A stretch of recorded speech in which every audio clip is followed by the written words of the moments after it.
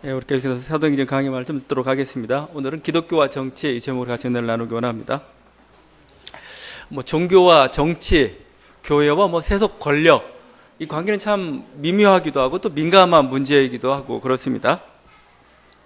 일반적으로 종교는 뭘까? 종교가 해야 될 게 뭘까? 저는 이렇게 생각합니다. 개인의 수양, 또 개인의 어떤 구원 문제, 또 죽음 이후의 내세에 대한 문제들, 주로 이런 문제들을 다루고 있는 게 사실은 종교고, 종교는 거기에 대한 해답들을 줘야 된다고 생각합니다.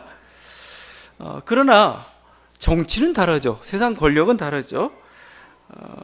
이 땅에서의 뭔가 공존하고 뭔가 보호하고 발전하고 안전을 지키고 여기에 관련되어 있는 게 바로 이 세상 권력, 이 땅에 관련된 게 세상 권력이고 정치입니다. 그러니까 좀 서로 이렇게 상호 어떻게 보면 독립적으로 공존할 수 있어요. 너는 영적인 일을 해라, 개인적인 일을 해라. 우리는 사회와 또 세상을 지키는 일을 하겠다. 이렇게 하면 되겠는데, 근데 그게 쉽지가 않죠. 종교가 자신의 이상을 세상에 구현하려고 할 때, 기독교는 항상 그런 어떤 요청을 받습니다. 왜냐하면 여러분이 항상 주기도에서 뜻이 하늘에서 이룬까지 땅에서도 이루어지기를 자꾸 기도하고 있거든요. 나라가 임하기를, 나라가 저 세상에 건설되는 게 아니고 이 땅에 임하기를 기도하고 있는 우리들이기 때문에 늘 세상 정치 권력과 이렇게 그냥 강 건너 불구경하듯이 볼 수 있는 그런 것은 또 아닙니다. 또 세속 권력도 유혹들을 느끼죠. 그 자신의 통치 기반을 어떤 공고히 하기 위해서 고대 사회는 주로 그랬습니다. 그냥 재정일치라고 얘기하죠. 정치와 종교 권력이 같이 일치가 돼가지고 하나의 그 왕권을 강화하는 그런 도구로 또 사용되기도 하고 그랬던 것이죠. 하여튼 이 종교와 어떤 이 정치, 이런 어떤 종교와 어떤 세속 국가가 이렇게 권력이 서로 결탁하게 되면은 물론 이렇게 서로 어떤 시너지 효과도 나름대로 있겠죠. 그렇지만 대부분 종교가 현실 정치 논리에 말려들고 맙니다. 대부분 그래요. 그래서 왜 그러냐면 이게 세상 어떤 우리들 삶의 방식이라는 게 결국 굉장히 강해요. 삶의 방식은 결국 뭡니까? 권력을 추구하고 영광을 추구하고 그런 거죠. 종교도 거기에 휩쓸려 가는 거죠. 그래서 누구는 우리 콘스탄틴 대제에 의해서 기독교가 공인이 됐습니다. 4세기에 기독교가 공인이 되고 이제 국교까지 됐죠. 이거에 대해서 기독교의 승리다. 이제 복음이 자유롭게 전파돼서 환경이 되었다. 우리 이렇게 평가하는 반면에 어떤 사람들은 기독교의 타락이 그때부터 시작이 되었다 이거죠. 기독교의 타락. 왜냐하면 이제 세속 권력과 결탁이 됨으로써 뭐예요?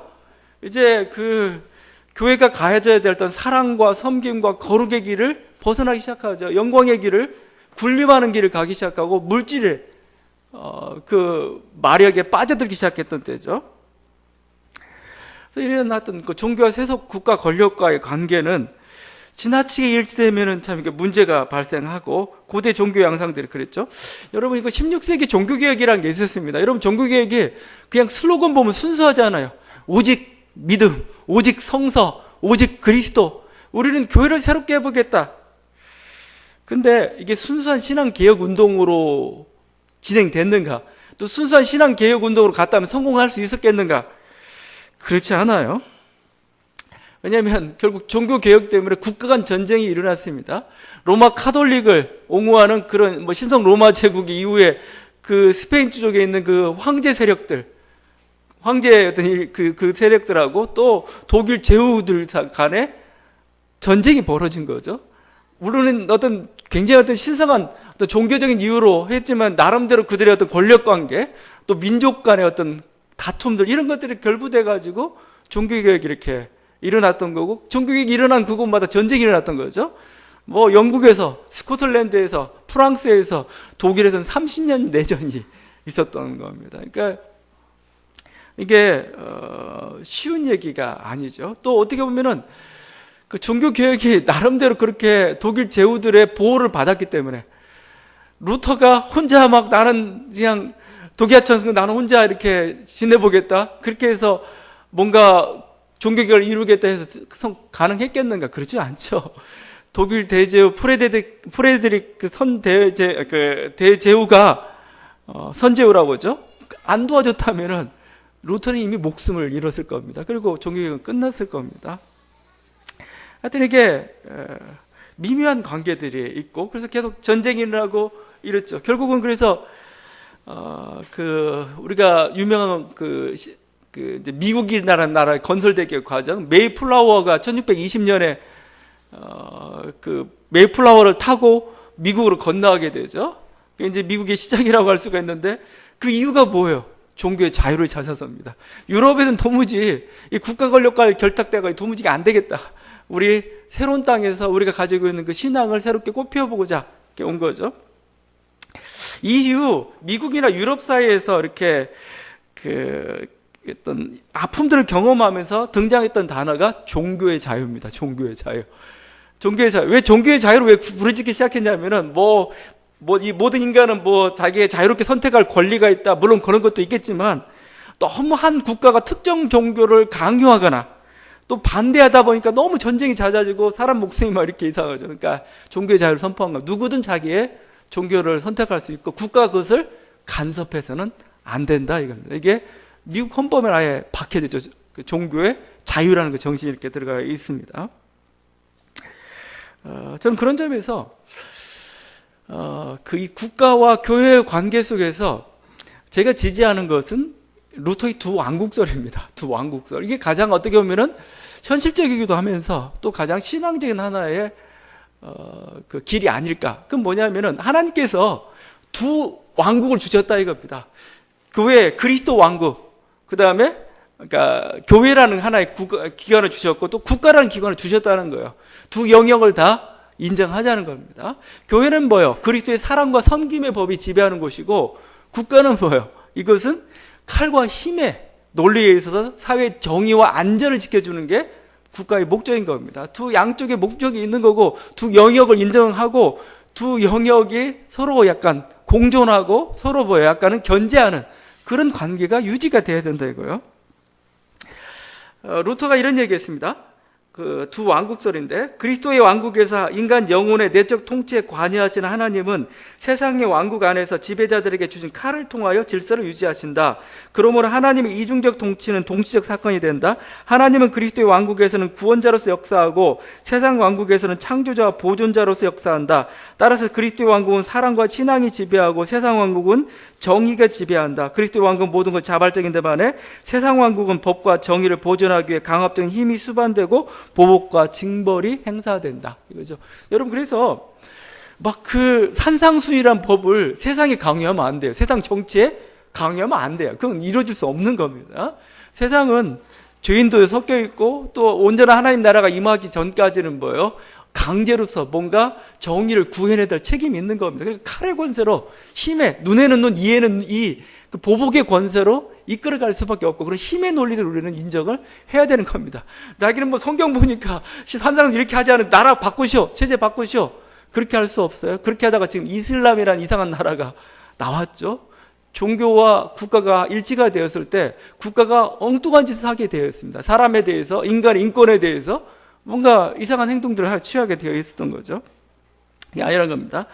그렇지만 교회라는 건 뭐예요? 교회는 뭐예요? 철저히 성경의 법, 산상수훈의 법이 지배되는 곳입니다. 사랑과 섬김, 세상이 가지고 있는 힘의 논리들, 그것이 교회에 들어와서는 안 되는 거죠. 우리는 철저히 산상수훈의 논리를 쫓아가지고 거기에 용서와 사랑과 섬김으로 나아가야 되는 게 그리스도의 교회가 해야 될 그 길이고, 두 영역이 하는 그 어떤 방식들, 태도들, 그걸 존중하고, 그게 온전히 자기의 영역을 이렇게 구축해 갈 때, 그게 건강한 교회와 국가의 관계가 되는 거죠. 그러다가 이 히틀러 시대 그 국가가 부당하게 히틀러가 자신이 주님이 되어가지고 국가가 지켜야 될 한계를 넘어가지고 자신이 하나님처럼 주장하게 되었을 때 고백교회 운동들이 있었던 거죠. 아니다. 우리 주님은 오직 예수 그리스도 그 한 분이시다 하면서 인간 절대 하나의 그냥 하인이고 종일 뿐이지 주인이 될 수 없다, 이렇게 선언하며 나왔던 것이죠.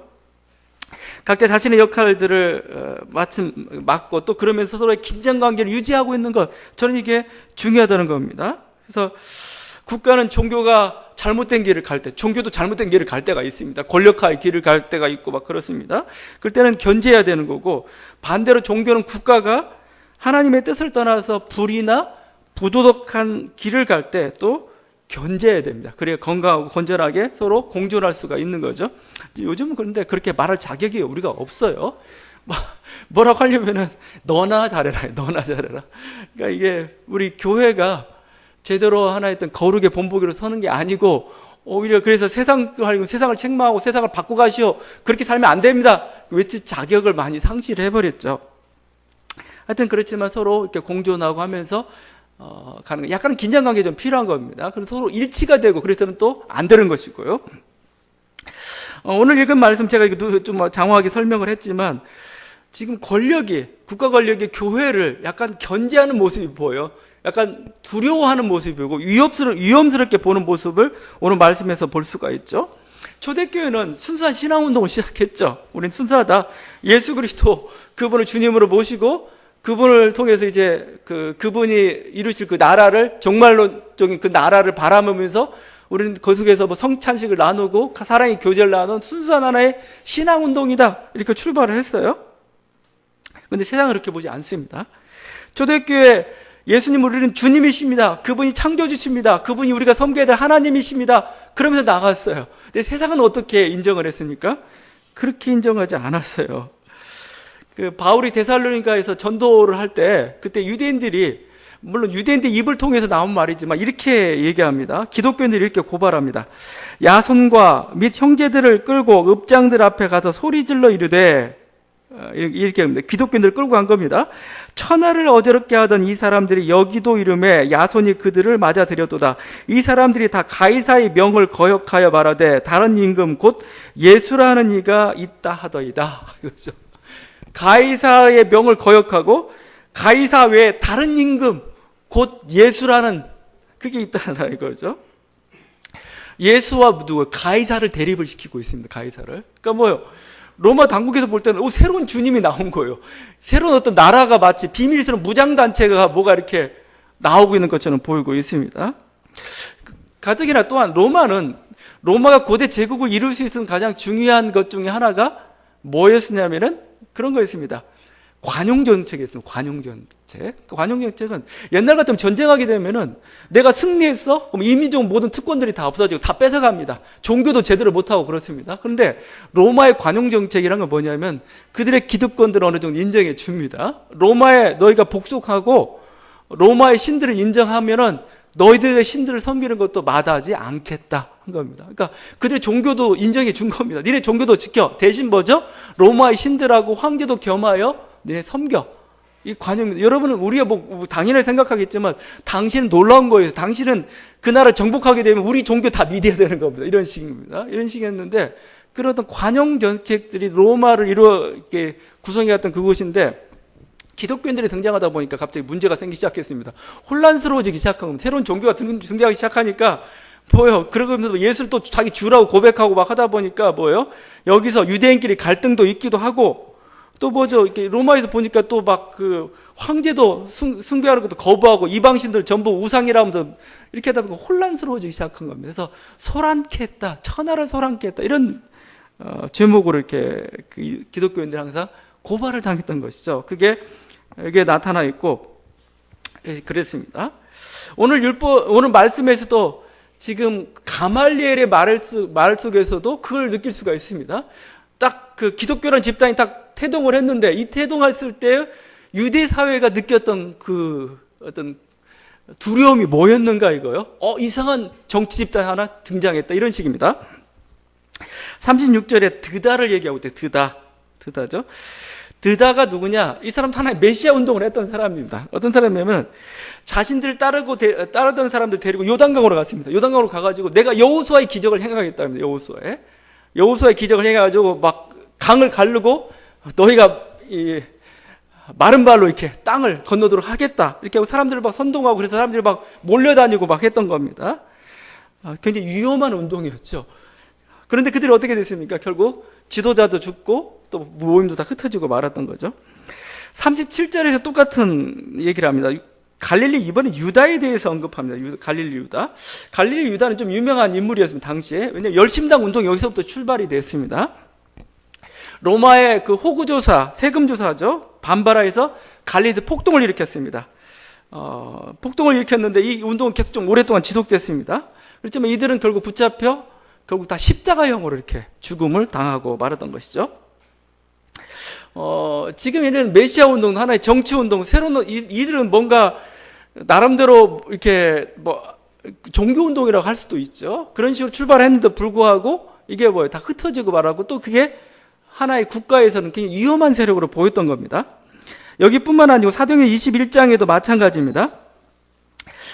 그 예루살렘에서 사도 바울이 잡혔습니다. 잡혔는데 로마의 천부장이 사도 바울을 이렇게 말합니다. 네가 이전에 소요를 일으켜 자객 4,000명을 거느리고 광야로 가던 애굽이지 아니냐 이겁니다. 여기 자객 4,000명이라 나왔죠. 자객이라고 자객. 자객이 뭐냐면 헬라어로 시칼입니다. 시칼인데 그 뉘앙스 그대로 이들은 단도를 들고 다녔습니다. 시칼. 그 다음에 곤봉을 들고 다녔습니다. 그래서 불특정, 그러니까 사람들이 모이는 장소에 가가지고 만약에 여기가 로마인들 집회다, 뭐면 거기 가서 막 테러를 행했습니다. 무작정. 사람들 그러니까 뭐 가리지 않고 이렇게 살육을 하는 거예요. 그래서 뭐죠? 로마 사회를 불안케 만드는 거죠. 그런 식의 어떤 하나의 테러리스트들이 바로 그들이었습니다. 근데 그들이 광야로 나갔습니다. 광야로 나갔다는 게 그냥 그게 아니고 광야에서 마치 이스라엘에 새롭게 출발했듯이 바로 그것을 행한 거고, 이들이 나중에는 감람산에까지 가가지고 감람산에서 예루살렘 성을 어떤 허무는 무너뜨리는, 그렇게 공략하는 뭐 그걸 하려고 하다 결국은 다 실패하고 죽고 흩어지고 말았던 거죠. 그런데 지금 기독교도 유사한 메시아 운동이잖아요. 예수도 메시아로서 죽임을 당했습니다. 예수님을 죽일 때 이 한 사람 죽여서 우리가 혼란을 면하자, 그렇게 하면서 예수님을 죽였던 거 아니겠습니까? 근데 예수님 운동은 좀 독특했어요.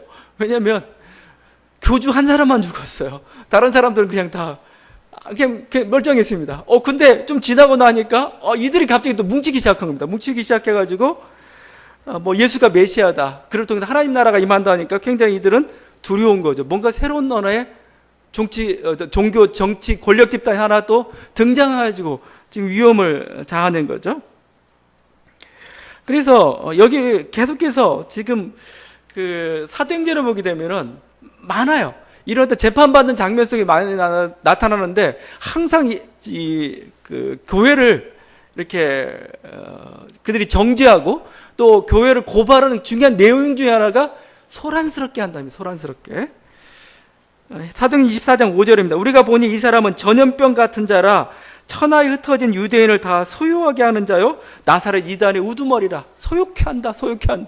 로마에서 가장 위험한 법이 뭔지 아세요? 소욕해 하는 겁니다. 혼란스럽게 로마의 평화를 깨는 거예요. 이들이 그렇다 이겁니다. 그럼 누가 왜 이런 얘기를 자꾸 하겠어요? 우리는 그렇게 위험한 집단이 아닙니다. 계속 재판석상을 통해 가지고 결국 항상 가게 되면은 무죄입니다. 무죄. 이 사람들 죄를 찾지 못하겠다. 항상 이런 결론으로 내려가고 있습니다. 뭐 오늘 가말리엘의 결론도 마찬가지죠. 가말리엘의 결론도 결국 이런 운동들이 있었는데 결국 다 무너졌다. 이들도 좀 지켜보자. 이렇게 된 거죠. 근데 누가의 입장은 뭐예요? 우리는 여지껏 살아있다 이거죠. 우리 초대교회는 계속해서 살아있다. 흩어지지 않고. 그러니까 하나님이 일으키신 운동이다. 우리는 정당하다. 이겁니다. 정당하다. 우리는 위험스럽지 않다. 이렇게 자꾸 자기신들을 강변하고 있는 겁니다. 그래서 이렇게 사도행전에 그 재판 장면들이 많이 있는데 사실은 그게 초대교회 신앙인들을 보호하는 하나의 변증이에요, 변증. 우리가 재판소에 끌려가고 할 때 항상 부당한 유혹들을 받는, 너는 왜 이렇게 세상을 시끄럽게 만드냐 이거요. 세상을 소란스럽게 만드냐 이거요. 그런 정죄를 당했을 때 아니다 이거. 우리는 위험한 집단이 아닙니다. 베드로가 초대교회가 수많은 재판석상에 이렇게 끌려갔지만 그들이 우리의 죄에 대해서 정확히 고발하지 못했고 전부 다 무죄 방면됐지 않았습니까? 그래서 이렇게 변호하는 게 바로 사도행전에 나와 있는 그 모든 재판 장면들이고 그렇습니다. 근데 하여튼 이렇게 변증하는 이유는 결국 뭐예요? 기독교 교회가 위험하기 때문에 그런 거 아니겠어요? 사실 위험해요. 왜냐하면 세력을 지금 계속 키워나갈 뿐만 아니라 뭔가 그 새로운 주님, 황제가 아닌 새로운 주님 예수 그리스도를 선포하기 때문에 사실은 좀 위험하기도 하고 그렇다는 겁니다. 그래서 하여튼 그 초대교회는 이것을 변증할 목적으로 이런 어떤 사례들을 언급하고 있지만 저는 반대로 이걸 적용시키고 싶어요. 좀 이제는 세상이 좀 교회를 위험한 집단으로 조금 인식을 좀 했으면 좋겠어요. 오늘 시대 교회는 너무 위험하지 않은 집단이 되어버리고 말았어요. 교회는 굉장히 위험한 집단입니다. 위험한 집단. 초대교회 탄생 때부터 굉장히 세상이 경계하고 위험시였던 그런 불온한 집단이었는데 우리 시대 좀 그랬으면 좋겠다 이거예요. 그 불온성을, 위험성을 좀 회복을 했으면 좋겠습니다. 왜 요즘 교회가 위험하지 않을까요? 교회나 세상이나 똑같기 때문에, 별 차이 안 나기 때문에 세상이 별로 이렇게 위협을 느끼지 못하고 있는 겁니다. 제가 교회가 위험한 집단이 되라는 게 무슨 큰 권력화 해가지고 뭔가 힘을 발휘하고 뭐 신천지나 종말론자처럼 뭔가 센세이션한 어떤 행동을 하고 그런 얘기 아닙니다. 그런 얘기 아니고 교회가 살아가는 삶의 가치관이 있잖아요. 교회의 가치관, 하나님 주신 말씀이 있잖아요. 그 말씀과 하나님이 성경에서 계속해서 가르쳐준 그 가치관하고 세상의 가치관은 얼마나 큰 차이가 있는지 몰라요. 엄청난 차이가 지금 있거든요. 우리들이 이 하나님 말씀에 의한 그 성서에 증거한 그 가치관, 그 삶의 어떤 하나님 말씀대로 살아감으로써 세상을 좀 놀라게 하라는 거예요. 세상을 좀 위협을 좀 주라는 겁니다. 여러분, 예를 들면 거죠. 지금 물질주의 시대, 만몬이 주인이 된 시대입니다. 근데 우리는 하나님을 섬깁니다. 이것처럼 대단한 게 어디 있어요? 우리는 만몬이 주인이 아니고 하나님이 주인입니다. 이게 삶의 태도 속에 나타난다면, 정말 나타난다면 세상은 놀랄 겁니다. 그런데 세상이 보니까 뭐예요? 쟤들도 우리처럼 만몬 섬기고 있어. 말은 하나님인데 돌아가는 꼴 보니까, 하나님을 다 보니까 그냥 저건 만몬 섬기는 거지 뭐냐 이거예요. 교회를 누가 막 어떤 대담 프로에서 잘못해가지고 무슨 어느 기업이라고 자꾸 얘기하는데 교회가 기업이 되어 있는 그런 모습이죠. 여러분, 우리 물질보다 사람을 더 소중하게 여기잖아요. 예수님은 막 한 사람 살리기 위해서 돼지 때 막 2,000마리를 밖에 호수 속에 물살시키면서 한 사람 살리려고 그랬단 말이죠. 사람을 더 소중히 여기는데 이 가치관이라는 게 한국 사회에 만약에 제대로 실현된다면, 기업에 실현된다면 엄청난 거죠. 여러분, 우리는 힘의 논리보다 작은 소자를 더 소중히 여기잖아요. 잃어버린 한 마리 양을 더 소중히 여기잖아요. 99마리 양보다. 이것은 세상이 가지고 있는 어떤 권력의 논리를 완전히 정면에서 깨부수는 겁니다. 마치 공중에 뜨인 돌, 거대한 신상을 깨뜨리는 다니엘이 환상 속에서 봤던 하나의 가장 강력한 하나의 가치관이 바로 작은 소자를 소중히 여기는 겁니다. 마태복음 18장에서는 그래서 교회론 얘기할 때 다른 거 얘기하지 않아요. 뭐 교회 정치는 어떻고 조직은 어떻고 그런 얘기하지 않고 작은 소자를 소중히 여겨라 이거. 이게 교회다 이거지 이게. 그건 세상이 가지고 있던 힘의 논리, 권력의 논리를 완전히 깨버리고 있는 것이죠. 여러분, 복수보다는 용서를 강조하잖아요. 세상은 복수와 눈에는 눈, 이에는 이로 가지고 우리는 원수를 사랑하라 하면서 그 포용과 사랑의 논리를 가고 있죠. 여러분, 전쟁보다는 우리는 평화를 더 얘기하고 있죠. 사랑을 얘기하고 있고, 권력보다는 섬김을 소중히 여기고 있죠. 또 결정적인 게 종말론이죠. 종말론은 뭐예요? 이 세상보다 장차 있게 될 그 영원한 세상에 대한 게 진짜다. 우리는 그 세상을 기다리며 나아가고 있다. 이게 우리 삶의 가치관에 얼마나 많은 영향을 미칠 수 있겠습니까? 근데 우리는 막 찬송에서, 성경에서 막 종말론 항상 뭐 천국에서 만나보자 하지만 만날 생각이 별로 없어요. 그리고 별로 관심이 없어요. 그냥 이 땅에서의 삶 속에서만 관심이 있죠. 우리가 정말 종말론에 불타고 있다면은 여러분, 우리 삶의 모습이 이렇게 무기력하거나 이렇게 물질에 끌려다니거나 그것 때문에 불안해하거나 낙심하거나 그러지는 않죠. 또 성경의 논리라는 게 결과보다는 과정을 중시하잖아요. 세상 결과만 좋은 거 내라고. 우리는 뭐죠? 결과 아무리 좋아도 과정이 안 좋으면 안 좋다고 얘기합니다. 이건 과정이 더 소중한 거예요. 하나님께서 우리 중심을 보시는데 네가 어떤 요행수로 했을 때 그건 하나님 인정하지 않다. 네가 비록 실패했을지라도 네 과정이 좋으면 하나님은 괜찮다 이겁니다. 나중에 이게 좋게 될 거야. 그죠? 이런 세상, 우리들이 가지고 있는 교육 가치관들이 있습니다. 이 가치관으로 좀 세상을 좀 놀라게 좀 하라는 거예요. 우리가 교회가 이렇게 됐을 때 세상이 떠는 거죠. 그래서 어떻게 보면은 요즘 로마 교황이 잘하고 있는 게 그거잖아요. 세상이 가지고 있는 만몬 중심의 경쟁사회 중심의 또 힘 있는 어떤 기득권과 어떤 제1세계 중심의 그거에 대해 계속 비판을 하잖아요. 소외된 자들, 가난한 자들, 사랑, 경제가 이렇게 신자유주의처럼 이렇게 경쟁과 물질 중심으로 가서는 안 된다 이거죠. 사랑과 소외된 자를 보는 그런 식으로 가야 된다. 이게 사실은 교회가 해야 될 메시지, 그게 이루어야 될 그 삶이고, 그게 세상의 자본을, 물질들을, 세상의 권력을 위태롭게 만든다는 겁니다. 3세기 교부 그 터툴리안이 이런 얘기했으면, 이제 이게 평화와 관련된 얘기인데, 터툴리안은 평화주의자였어요. 초대 교부였는데, 그래서 신앙인들이 로마 제국의 군인이 된다는 것은 반대했습니다. 왜냐하면 군인은 폭력성과 뭐 우상과 하여튼 여러 가지 안 좋은 것들을 다 가지고, 그 당시 그 모습도 그랬죠. 근데 그게 철저히 반대했던 사람이 터툴리안. 그러면 이런 얘기합니다. 법정에조차 가지 않으려는 평화의 아들이 어찌 전투에 참여하겠는가? 자기 자신에게 가해진 불공평한 가해조차 보복하려 하지 않는 이가 어찌 족쇄, 감옥, 고문, 처벌과 관계를 맺겠는가? 예수 이외에 그 누구를 위해 보초를 서겠는가? 이게 대단한 말이죠.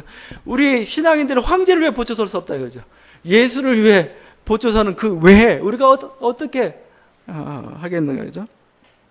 사실은 우리는 굉장히 신앙적인 거죠. 우리 신앙적인 가치죠. 왜냐하면 산상수훈 말씀대로 보복과 이런 어떤 그 법정에 가는 그것보다 오히려 평화와 화해와 그 길을 가는 게 우리들 신앙인의 가장 단순한 길이거든요. 근데 세상은 그게 위협이 되는 겁니다.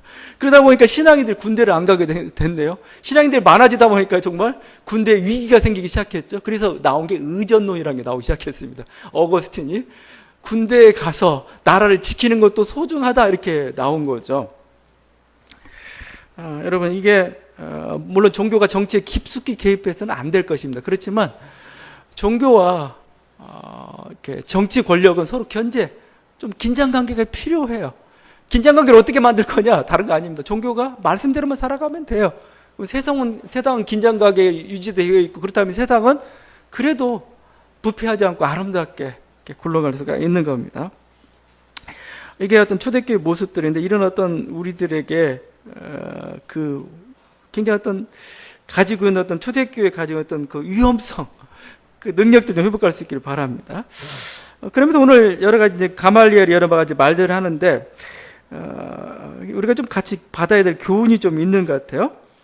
38절과 39절인데, 이렇게 여러 가지 것들이 이렇게 정치 운동들이 일어나고 또 여러 가지 어떤 위험스러운 그런 것들이 일어나고 막 그러고 있지만, 가말리엘의 삶의 태도, 이게 우리들도 좀 본받아야 하는 삶의 태도 같아요. 38절 39절인데 이 사상과 이 소행이 사람으로부터 났으면 무너질 것이요 만약 하나님께로부터 났으면 너희가 그들을 무너뜨릴 수 없겠고 도리어 하나님을 대적하는 자가 될까 하노라. 가말리엘은 뭐요?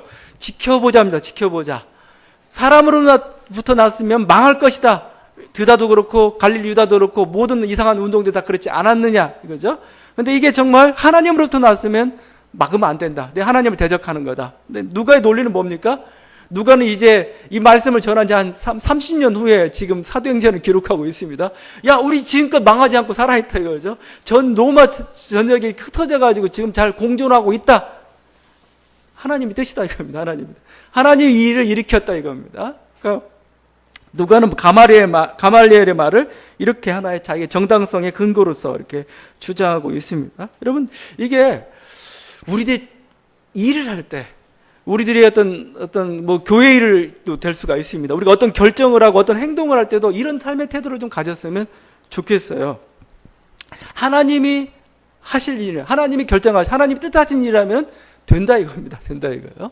근데 사람의 인정과 사람의 욕심과 그걸 쫓아서 된 거라면은 그건 무너지게 되어 있다 이겁니다. 우리들이 아무리 지금 작고 아무리 지금 이렇게 초라해 보여도 이게 하나님의 뜻이라면은 하나님과 함께 한다면은 우리는 뭐요? 이건 반드시 된다 이겁니다. 우리들이 삶 속에서 여러분이 확신을 좀 가질 수 있기를. 우리가 그래서 기도하는 거 아니겠습니까? 그래서 교회라는 공동체가 있는 거 정말 이게 하나님의 뜻인 것인지 하나님 원하시는 길인지 우리가 판단해야 되는 거. 만약에 그 판단이 섰다면은 그것이 지금 초라하고 그것이 지금 아직은 뭐 여러 가지 장애가 있을지라도 두려워 마십시오. 반드시 된다는 겁니다. 만약에 무너진다면 뭐요? 하나님 뜻이 아닌 거죠. 그냥 그걸 받아들이면 되는 겁니다. 그게. 사도는 그래서 사람의 말보다 하나님 말에 순종했어요. 29절이죠. 사람보다 하나님께 순종하는 것이 마땅하니라. 사람보다 하나님의 말에 순종한다. 참 이게 대단한 말이죠. 또 이게 사람의 말보다 하나님의 말에 순종한다. 우리들이 항상 추구해야 될 삶의 자세고, 뭔가 이렇게 어떤 권력이나 공직자의 자리에 있을 때 참 이 말처럼 유혹되는 게 없어요. 힘든 게 없어요. 막 사람의 말, 사람의 유혹, 상관의 명령. 근데 보니까 이것은 아니에요. 아닐 땐 거부를 해야 되는데 과연 누구 말에 기울일 것이냐? 쉬운 결정이 아닌 거죠. 사람보다 하나님께 순종하는 것이 마땅하다 이겁니다. 사실 이것은 그 당시 철학자들의 태도이기도 그렇습니다. 소크라테스의 말이에요. 플라톤의 국가에 나온 그 비슷한 이 말을 했습니다. 너희들의 말을 듣기보다는 신의 말을 듣겠다. 너희들의 말을 듣기보다는, 너희들의 말은 뭐예요? 막 권력의 말, 아부의 말, 뭔가 사람의 귀를 즐겁게 하는 말, 난 그거 안 듣겠다 이거예요. 나는 뭐예요? 신의 말을 듣겠다 이겁니다. 소크라테스는 결국 그래서 신의 말을 듣다가 죽음의 길을 갔죠. 왜냐면 막 자기는 자기에게 주신 어떤 신의 감동이죠. 어떻게 보면은 그 이성과 양심, 너 자신을 알라죠. 다른 또 소피스트의 궤변이나 뭔가 우상을 섬기고 뭔가 이런 것들, 허식들 이런 것들이 아니고 진짜 자기 중심의 소리에, 내면의 소리에 귀를 기울이고 거기에 순종하고 이것이 옳다고 자기를 믿고 가고 있는데, 그게 자기가 준 감동을 믿고 신의 말이라고 생각하고 가고 있는데, 세상은 그렇지 않죠. 너 왜 그것 때문에 우리들이 가지고 있는 전통들 위배해? 왜 우리들 전통들 물나르게 만들어? 왜 청년들을 이렇게 미혹해 만들어? 결국 독배가 주어졌죠. 독배. 근데 소크라테스는 뭐예요? 그거 그냥 달아날 수도 있었어요. 제자들이 달아나라고 그랬어요. 안 달아났습니다. 왜 내가 옳은데 왜 달아나죠? 독배를 마셨죠. 그게 뭐죠? 결국 그 중요한 자세 중에 너희들의 말을 듣기보다는, 사람의 말을 듣기보다는 하나님의 말을 듣겠다, 신의 말을 듣겠다 했던 것이죠. 물론 이렇게 하다 보면 고난이 주어집니다. 굉장히 고난이 주어지죠. 당시, 왜냐하면 사람의 말이라는 것은, 결국 사람의 말이라고 할 때는 당시 유행이죠. 당시 어떤 가장 권력자들이 권력에 이를 수 있는 하나 그 길이기도, 그런 거 아니겠습니까? 거기에 편승하면 편하게 되고, 그렇지 않으면 힘들게 되는, 아마 그런 걸 겁니다. 그런 거 아니라면 굳이 사람의 말이니 하나님 말이니 그렇게 가를 필요는 없어요. 항상 사람의 말에는 어떤 위력과 두려움을 가지고, 안 지키면 너 죽여! 이런 식으로 오는 거거든요. 그 순간에 나는 나의 양심을 지키겠다 이겁니다. 나는 하나님의 음성에 나는 순종하겠다. 이렇게 가다 보면 항상 고난이 있기 마련이죠. 고난. 고통이 있기 마련입니다. 자, 그런데 사도들은 그 고난을 어떻게 받아들였습니까? 41절이죠. 사도들은 그 이름을 위하여 능욕받는 일에 합당한 자로 여기심을 기뻐하면서 공회 앞을 떠났다. 아주 기뻐하면서. 야, 나도 이제 진짜 예수쟁이구나. 나는 정말 예수 때문에 받는 예수님도 고난을 받았는데 나도 이 고난을 받게 되고, 그래서 내가 세상 사람들로부터 예수쟁이로 인정된 난 이게 너무 기쁘다. 고난받은 게, 고난은 물론 아프죠. 힘들죠. 여러분, 여기 사도들이 능욕받았다고 했지만, 능욕받은 게 욕만 받은 게 아니고, 부끄러움만 당한 게 아니고, 채찍질까지 당했어요. 채찍질 했다고 하죠. 유대인들 채찍질은 39대 때리는 겁니다. 채찍으로 39대 맞고 살아날 수 있을지 모르겠어요. 원래 40에 하나 감한매라고 해요. 40에 하나 감한매. 왜냐하면 신명기서에 보게 되면은 40대 이상은 치지 말라고 얘기합니다. 그러니까 이들은 또 참 이게 교묘하죠. 율법을 지키기 위해서 40대라는 건 숫자 잘못 셀 수도 있잖아요. 그러니까 39대로 딱 정해놓은 겁니다. 39대까지만 때려. 그러면 실수해서 한 대 때리더라도 괜찮은 거죠.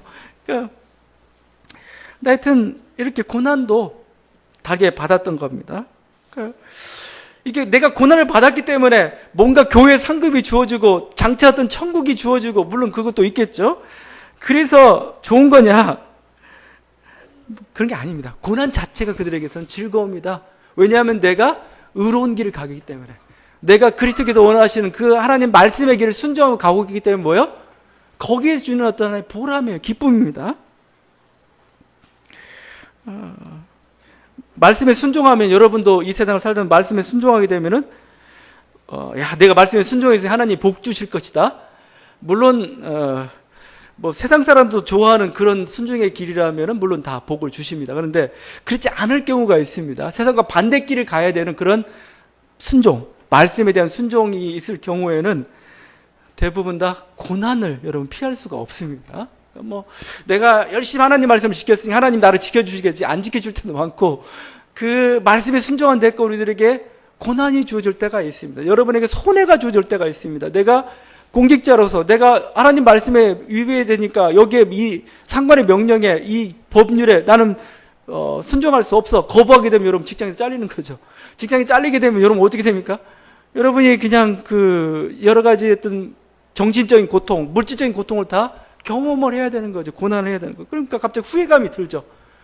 내가 왜 그 어리석은 짓을 해가지고 눈만 딱 감았으면 할 텐데, 넘어갈 텐데, 그렇죠?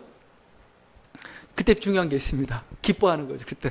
그러니까 여러분이 내가 고난에 대해서 뭔가 고난을 해가지고 하나님 말씀 순종했기 때문에 뭔가 대가가 주어지기 때문에 내가 순종한다. 그게 아니라는 겁니다. 그 자체가 즐거운 거예요, 그 자체가. 제가 산상순의 팔복의 그 8번째 복을 이렇게 되어 있죠. 예수님이 의를 위하여 핍박을 받는 자는 복이 있나니 천국이 그들의 것임이라 얘기했습니다. 이 천국이 그들의 것임이라고 얘기할 때 이게 미래형이 아니에요. 천국이 너희 것이 될 것이다가 아닙니다. 현재형입니다. 의를 위하여 핍박을 받는 그 순간에 뭐요? 천국이 임한다 이겁니다. 그럼 뭘까요? 그것은 그 핍박받는, 의 때문에 핍박받는 그게 너무 소중하다 이겁니다. 소중하다. 하나님 바로 천국을 주고 싶은 겁니다. 그만큼 소중하다는 그런 것뿐만 아니라 즉시로 주어지는 천국이 있습니다. 그것은 저는 기쁨의 천국이라고 합니다. 기쁨의 천국. 기쁨의 천국입니다. 기쁨. 그러니까 이 기쁨 어디서부터 흘러나오느냐? 그죠? 천국의 상급이 주어지기 때문이 아니고 내가 의의 길을 갔기 때문에, 하나님 말씀에 순종했기 때문에 거기서 주어지는 기쁨이라는 겁니다. 이게. 바울과 실라가 빌립보 감옥에 갇혔죠. 갇혔는데 그냥 갇힌 게 아니고 억울하게 갇혔을 뿐만 아니라 채찍에 맞고, 아마 39대 채찍에 맞았겠죠. 맞고 감옥에 갇혀가지고 피를 흘리면서 이렇게 갇혔습니다. 나중에 보면 간수가 그 몸을 씻어줬다는 표현이 나와요. 그러니까 피를 흘렸을 겁니다.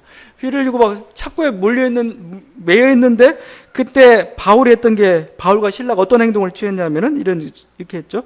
한밤중에 바울과 실라가 기도하고 하나님을 찬송하며 죄수들이 듣더라. 찬송했다 이겁니다. 찬송했다 이거요. 여러분이 이 기쁨을 먼저 배울 수 있기를 바랍니다. 여러분이 고난의 순간에 다른 어떤 그 대가 때문에 그런 게 아니고 고난 자체, 내가 말씀에 순종했다는 그것이 여러분의 기쁨이 됐다는 거죠. 될 수 있기를 바라는 겁니다. 그러니까 물질적인 것보다 어떤 내가 인간다움의 길을 갔다는 것, 자신이 옳다한 바를 행했다는 것, 여기는 사도들에게는 바로 그게 그리스도였다는 거죠. 그 자체로 여러분이 만족을 얻을 수 있기를 바라요. 그 자체의 보람이고, 저는 그것도 충분히 만족이 된다고 생각합니다. 이게 바로 천국이 그들의 것이다라는 말씀의 의미이죠. 또한 이 기쁨은 그냥 우리들이 어거지로 만드는 기쁨은 저는 아니라고 생각합니다. 주님은 이렇게 말씀하셨습니다. 내가 주는 물을 마시는 자는 영원히 목마르지 아니하리니 내가 주는 물은 그 속에서 영생에서 솟아나는 샘물이 되리라. 우리 안에 영생에서 솟아나는 샘물이 있습니다. 샘물이 있어요. 이 고난의 순간에 뭐예요? 고난의 순간에 우리 마음속에서, 우리 심령 속에서 샘물이 툭 터져요. 바로 그 기쁨의 샘물이라고 말씀하고 있는 거죠. 여러분, 이 기쁨이 있어야 사실은 가는 겁니다. 보람이 있어야 사람은 가는 거예요. 내가 애들을 위해서, 아니면 내가 무엇을 위해서 희생하고 봉사가 얼마나 힘들어요. 그래서 야, 그래, 너희들 나중에 커가지고 나한테 봉사해주고, 그러니까 그때 뭐 갚아주면 뭐라, 내가 그거 보면서 내 참는다. 그럼 얼마나 비참해요? 그렇지 않죠? 그냥 희생한 것 자체가 기쁜 거잖아요. 누구를 위해서 사랑하는 것 자체가 기쁜 거 아니겠습니까? 의도 그렇다는 겁니다. 말씀에 순종하는 것 자체가 나는 기뻐요, 여러분. 여러분이 그건 정말 이 세상에 중요한 게 뭐냐가 아는 거죠. 정말 중요한 게 뭐냐 이거요. 내가 뭔가 채우는 이게 아니고 의를 따라간다는 것 자체가 중요하구나, 소중하구나. 그걸 느끼는 자가 가지게 되는 하나의 감정, 이게 바로 기쁨이라고 생각합니다. 여러분, 예수 그리스도의 제자로서 이 기쁨의 길을, 또 제자의 길을 갈 수 있는 저와 여러분 되기를 바랍니다. 같이 기도하시겠습니다.